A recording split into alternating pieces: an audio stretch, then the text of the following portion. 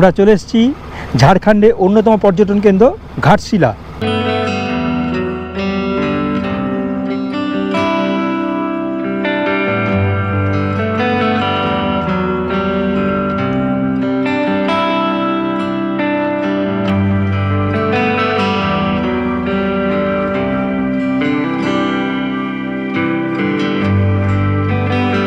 টিকের পক্ষ থেকে সবাইকে জানাই আন্তরিক অভিনন্দন। আজকে আমাদের পর্ব হচ্ছে ঘাটশিলা ভ্রমণ।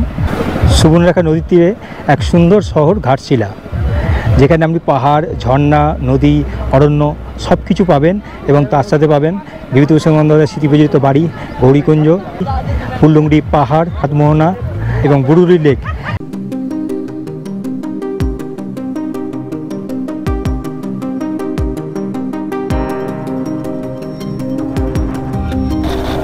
আমরা হাওড়া থেকে 6:20 হাওড়া বারবিল জনশতাব্দী ধরে পৌঁছলাম ঘাটশিলা স্টেশন। প্রায় 3 ঘন্টার মতো সময় লাগলো ঘাটশিলা পৌঁছতে। যারা যাবে লোকাল এখানে যাওয়ার তারপর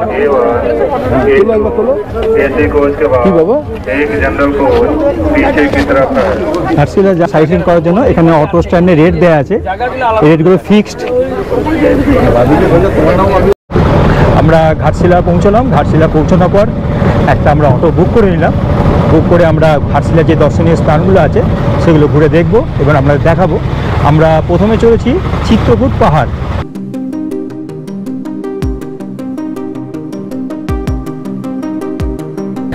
আমরা চিত্রকূট পাহাড়ের উপরে উঠছি। দেখুন সিঁড়ি করে দেওয়া আছে। এই জায়গাটা একটা জাস্ট ছোট পাহাড়ের মতো, মানে একরকম টিলা। দেখুন চারদিকে পাথর।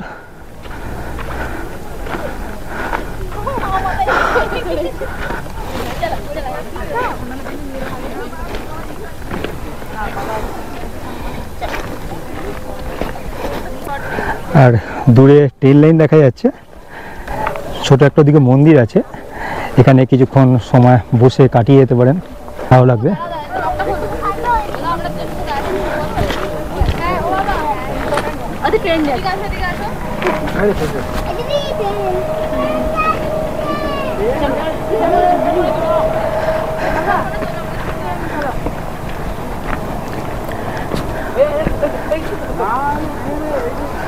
দূর থেকে ঘাটশিলা শহরের কিছু অংশ ভালো দেখা যায়। এখান থেকে ঘাটশিলা শহরটা দেখা যাচ্ছে। খুব বেশি উঁচু না, সবাই মোটামুটি উঠতে পারবেন। আর সামনেই আছে একটা মন্দির।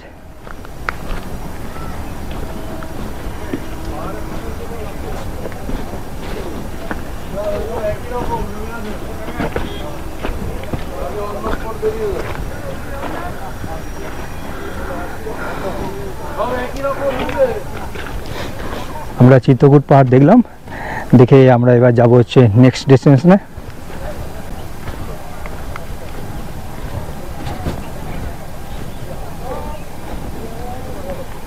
এবার আমরা প্রবেশ করছি ঘাটশিলা শহর থেকে খুব সামনে অবস্থিত রুক্মিণী দেবী মন্দির।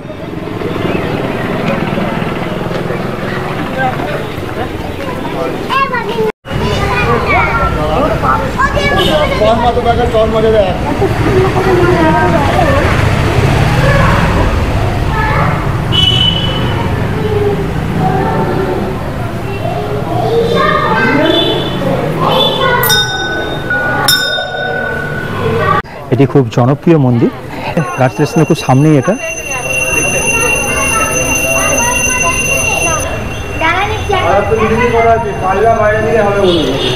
পাশেই একটা আছে রাধাকৃষ্ণ মন্দির।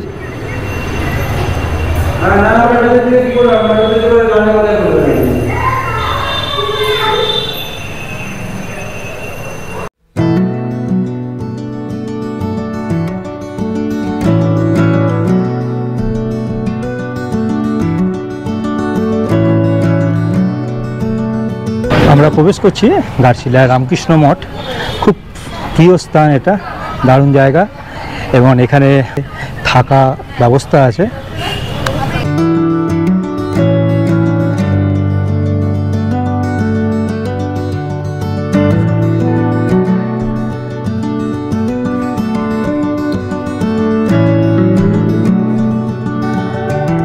মন্দিরের পরিবেশটা খুবই সুন্দর, চারিদিকে দেখুন ফুলের বাগান।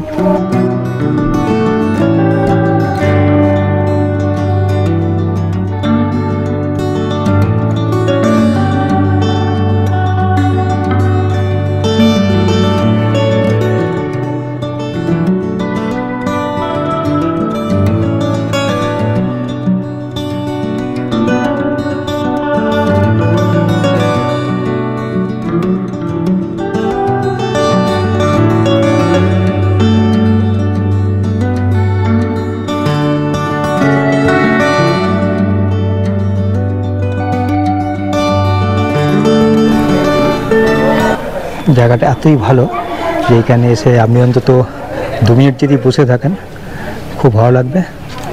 এখানে থাকার খুব সুবন্দোবস্ত আছে, থাকা প্লাস খাওয়া দাওয়া। তো নাম্বারটা আমার স্ক্রিনে যাচ্ছে, আপনারা কন্ট্যাক্ট করতে পারেন। আর কেউ যদি প্ল্যান করে যে ঘাটশিলা 1 রাতে থাকবেন, আমি সাজেস্ট করব যে রামকৃষ্ণ মঠে 1 রাত্রি থেকে ঘাটশিলাটা পুরো ঘুরে দেখুন।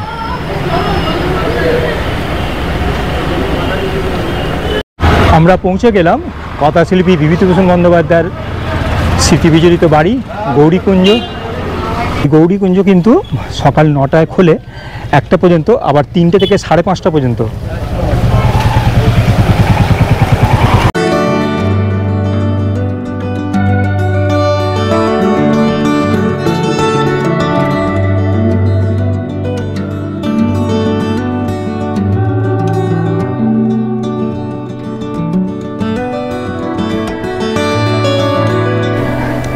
উনিশশো 1938 থেকে 1950 সাল পর্যন্ত বিভূতিভূষণ বন্দ্যোপাধ্যায় এখানে পাকাপাকিভাবে বসবাস করতেন এবং তার বিখ্যাত উপন্যাস পথের পাঁচালী, আরণ্যক, চাঁদের পাহাড়, অশনি সংকেত, আদর্শ হিন্দু হোটেল সব এখানে বসে রচনা করেছেন।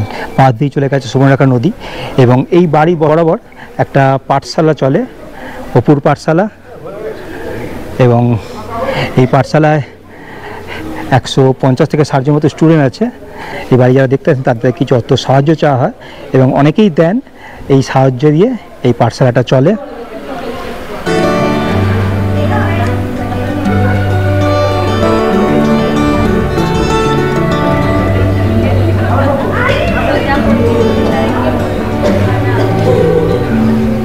এই বাড়িটার নাম করা হয়েছে গৌরীকুঞ্জ।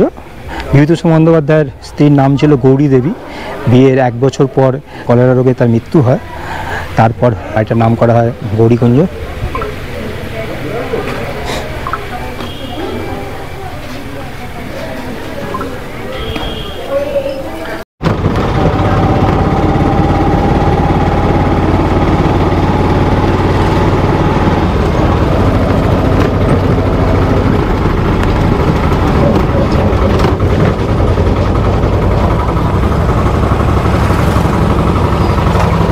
সুবর্ণরেখা বীচ থেকে রাতমোহনার ভিউটা খুব সুন্দর দেখা যায়। দেখুন ওই হচ্ছে রাতমোহনা আর এই সুবর্ণরেখা নদী।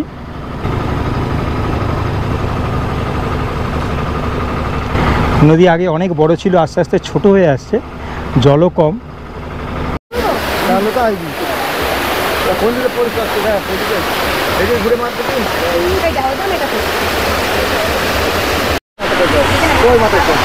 ঘাটশিলাতে সুবর্ণরেখা নদী সংলগ্ন এই ঝর্ণাটি, এই জল চলে গেছে সুবর্ণরেখা নদীর সঙ্গে গিয়ে মিশেছে। রাতমোহনার কাছেই এটা।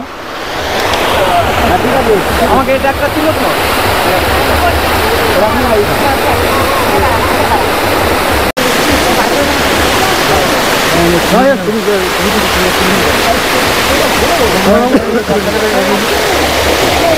আমরা চলে এসেছি রাতমোহনা, ঘাটশিলার অন্যতম জায়গা। ঘাটশিলার মধ্যে সব থেকে এটা হচ্ছে আকর্ষণীয় জায়গা। একটা হচ্ছে ভিউ পয়েন্ট, এখান থেকে সূর্যোদয় অস্ত খুব সুন্দর দেখা যায়।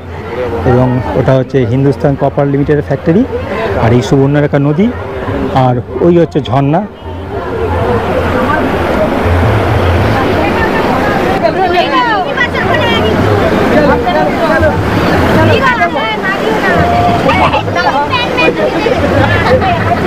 প্রচুর পর্যটক এসছেন আজকে।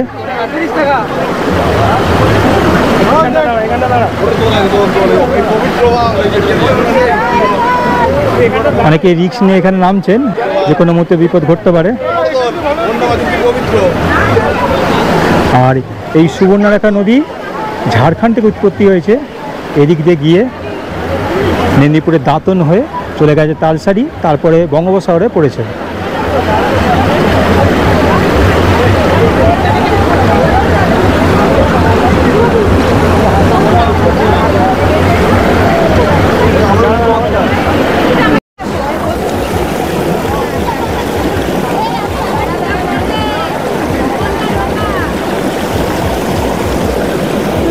নদীকে মাছ ধরছে, খুব শান্ত নদী। এই সুবর্ণরেখা নদীর নামটা কারণ হচ্ছে এখানে নাকি নদীর তটে নাকি সোনা পাওয়া যেত। এখানে ঝাড়খণ্ডে এমনি গোল্ড মাইন্স অনেক আছে, সেই কারণে এটার নাম হয়েছে সুবর্ণরেখা নদী।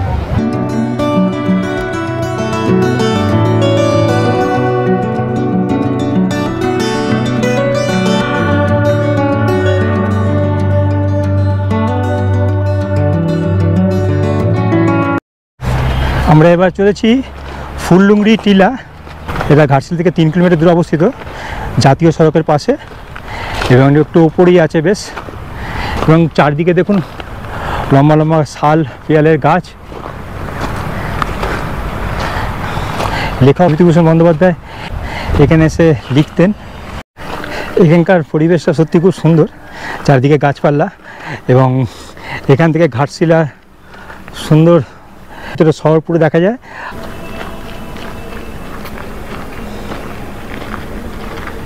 ঘাটশিলা আসার সেরা সময় অ্যাকচুয়ালি শীতকাল, কারণ এখানে গরমকালে প্রচুর গরম, যেহেতু এটা লাল মাটির জায়গা। এখানে প্রচুর শাল আর পলাশ, ইউক্যালিপটাস গাছ, নিম গাছ।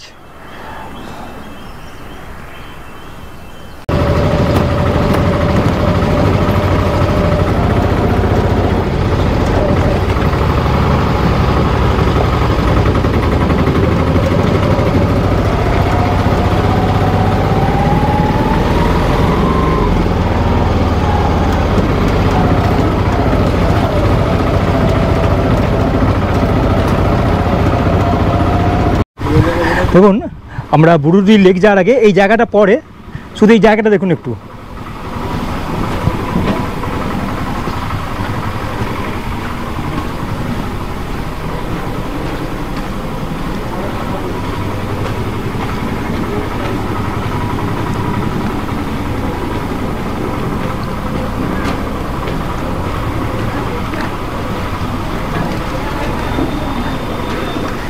পার্টিকুলার এইটুকু জায়গায় পুরো দেখুন পাহাড় কেটে মাঝখান দিয়ে রাস্তা।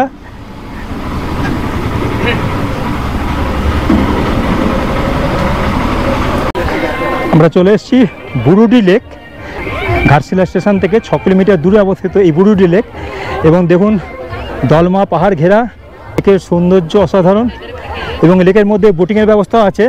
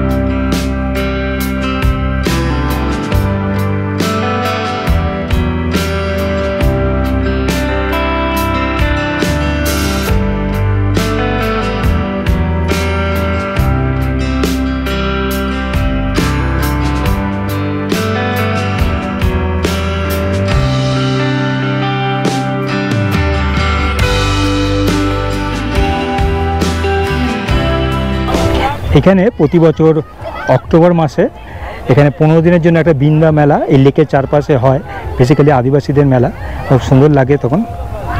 লেকের দুধারে খুব সুন্দর পরিবেশ, তখন সব লম্বা লাইন দিয়ে সব বসে আছে।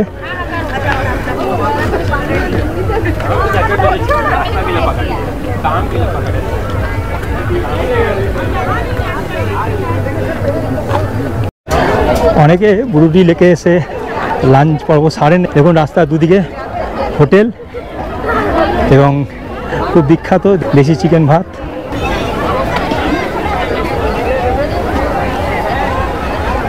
চারিদিকে দেখুন সবুজ ঘেরা পাহাড়।